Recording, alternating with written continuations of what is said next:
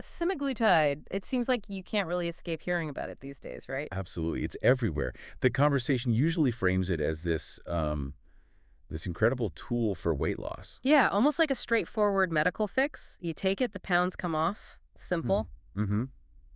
Makes the numbers go down. But today we're doing a deep dive that, well, it really shifts that view quite fundamentally. We are. This isn't actually about the drug in a way most people talk about it. Right. We're digging into this really profound perspective from the Dan Hollis Semaglutide Manifesto. And illustrated so powerfully through these field notes from the quiet window. Yeah, those field notes are something else.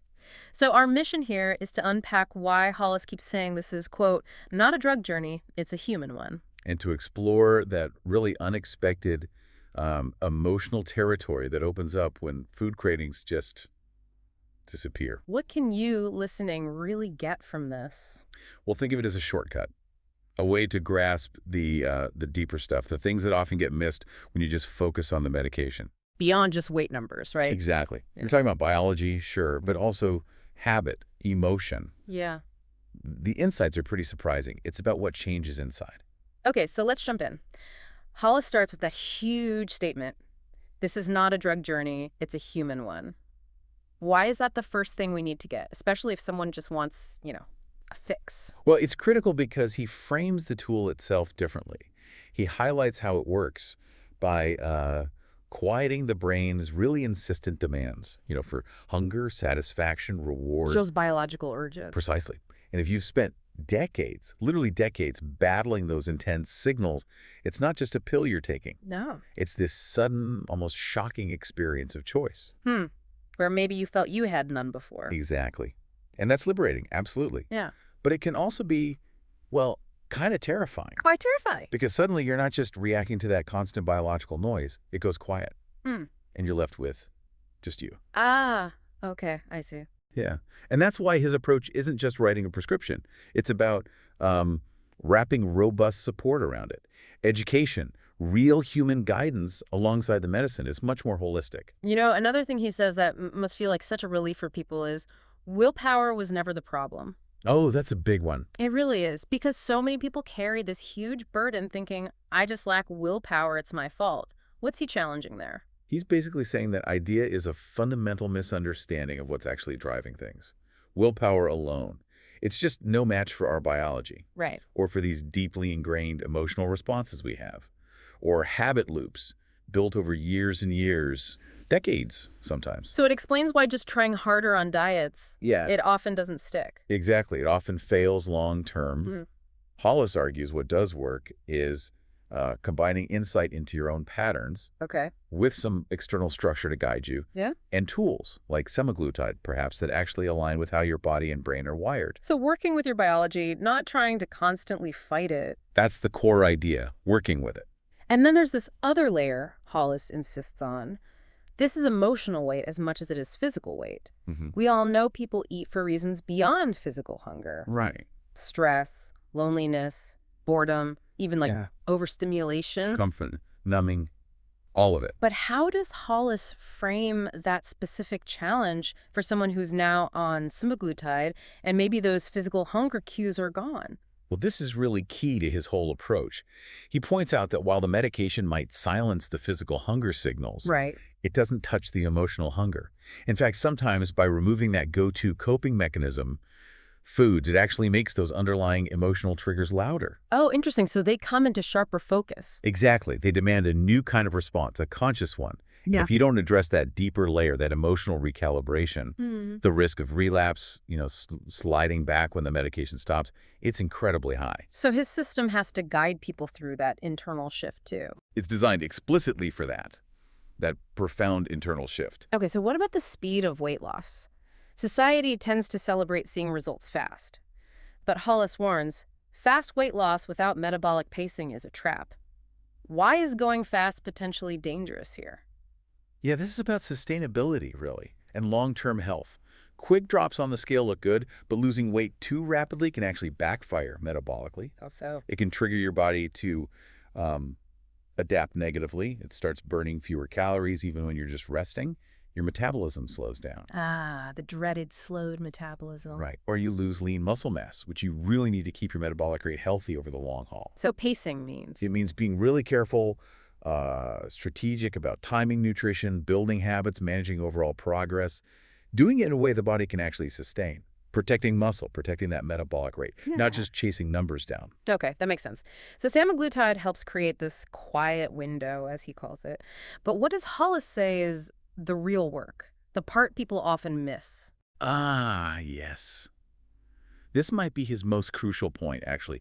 He says the real work begins after the medication. After, not during. Well, the groundwork is laid during, but the sustained change, the real transformation, happens when you plan for what comes next. Hollis starts talking about the after, right from day one. Why is that so important? Because, think about it, when someone stops the medication, if they haven't built new structures, new ways of coping, those old patterns, appetite signals, emotional triggers, they tend to reactivate pretty strongly sometimes. So his protocol is about building habits that can stand on their own without the drug. Exactly. Habits and structures that empower the individual for success long after the injections stop. It's about lasting change. And you can feel the compassion in his approach, too. He says there is no shame here, only process. For someone who's carried, maybe for years, the shame of past attempts, how does that change things? Oh, it changes everything. It's foundational. He's essentially saying, you are not broken, you're not lazy, you're not undisciplined. Instead, you've likely been up against a really complex biology that maybe nobody ever explained properly. And, frankly, a culture that often profits from confusion around food and body image. Right. So his work is about resetting both those things, understanding your body's actual mechanisms and reshaping your own expectations of yourself, free from all that shame. Okay, so that's the manifesto, the big ideas. But what does it look like, feel like? That's where these field notes from the quiet window come in, right? Let's talk about Kate. Yes, Kate's story. It's incredibly illustrative. The surprising thing for her, it says, wasn't the weight loss itself. It was, and I'm quoting here, the craving that didn't show up. That phrase just perfectly captures the essence of this quiet window. Kate knew her emotional eating patterns inside out. Chips for the 3 p.m. slump. Been there. Bread when feeling lonely. Cake to celebrate. It was automatic. A rhythm. And then Suddenly, silence. Yeah. She described walking past her pantry, and for the first time in maybe 20 years, quote, nothing reached back. Wow. Nothing reached back. Yeah. And Dan Hollis saw that immediately. That's it. That's the quiet window, the moment the food stops being the answer. And the real questions start to surface. Exactly. The deeper questions. She described feeling like a ghost in her own kitchen, telling her husband the house felt too quiet, her brain like a library after hours. Such evocative language. And she said, it's not that I'm sad. It's just that everything feels like truth now. That really hits home, doesn't it? Yeah. That internal shift. It really does. And it highlights what Hollis calls the grief of losing the thing that numbed you. Grief. Even if that thing was harmful. Yes. Because even if it was slowly unraveling her life, it was known. It provided a signal, a familiar rhythm, a story she told herself. Right. Predictable. And without that constant noise of cravings, Kate was left with this unsettling quiet. And that's where Hollis believes the real therapeutic work starts.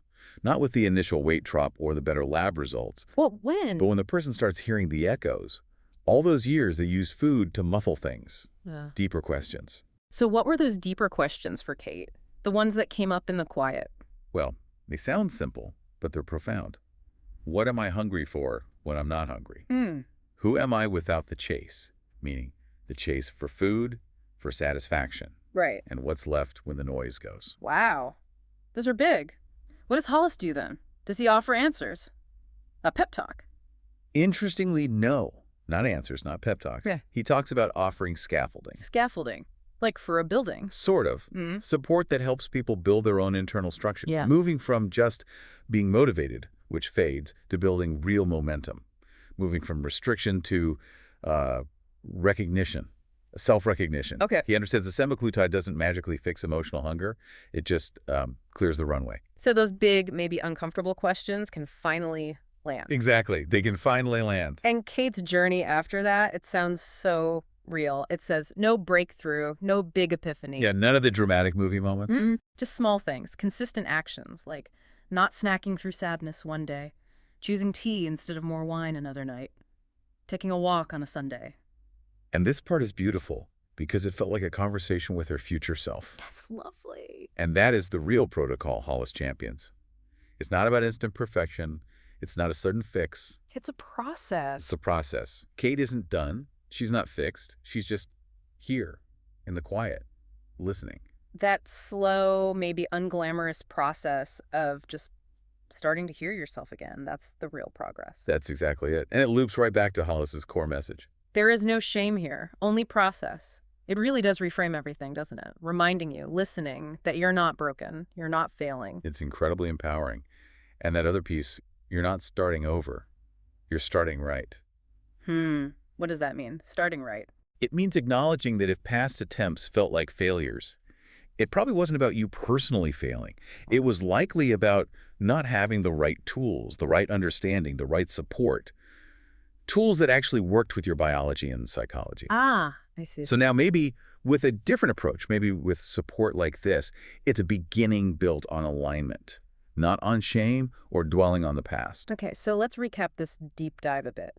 We've seen semaglutide as way more than just a weight loss drug. Definitely. It's a powerful tool, yes, but one that can unlock these really deep emotional landscapes. It kind of debunks that old myth that it's all just about willpower. Completely. And it really underscores how crucial support is support that goes way beyond just the medication itself. And as Hollis emphasizes, the real heavy lifting, the truly transformative work often kicks in after the initial changes. That's right. That sustainability piece is huge. So as you navigate your own journey, whatever that involves, maybe remember those messages from Hollis. There's no shame here, only process. You're not starting over. You're starting right. It really is about building a more compassionate relationship with yourself through it all. And maybe we can leave you with that core question from Kate's story. Something to really think about, especially if you find yourself in your own version of a quiet window, whatever is creating that space for you. Yeah. Ask yourself, what are you hungry for when you're not hungry? Just consider what deeper questions might be trying to get your attention when the usual noise, the old patterns, finally quiet down. Because beginning to hear yourself again, truly hear yourself, that might be the deepest measure of progress there is.